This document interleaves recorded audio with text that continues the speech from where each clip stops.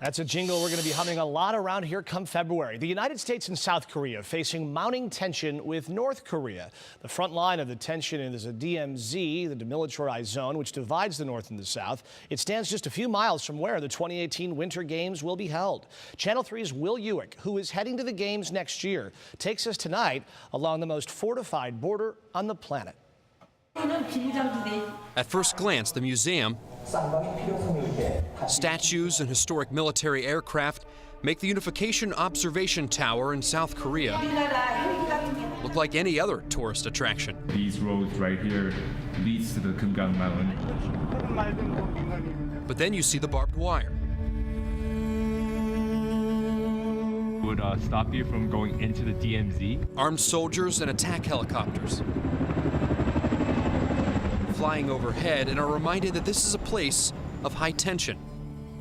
That's the line that dignifies the MDLs. And for South Koreans like John Lee, a place that divides their country. That's the line that divides South Korea and North Korea. So after that little land over there, it's all North Korea.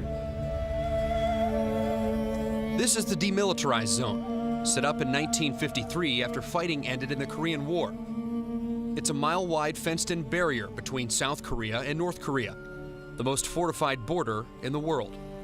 The orange signs are for the Korean Army. It indicates that it's no-fly zone, and that the DMZ starts over there.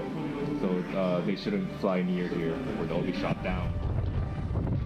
Along the fence are observation towers like this, where South Korea can look in on North Korea, and North Korea can look back. So people traveling in North Korea could potentially go up there and observe this area as well, like we're doing right now. From here, you can see into the DMZ, a place without weapons or development, making it one of the most pristine natural landscapes in all of Asia. But on several mountaintops here, there are GPs or guard posts. That's the Korean Army guard post. With armed soldiers on patrol. See the far mountain over there? Mm-hmm. That's North Korean Kumgang Mountain.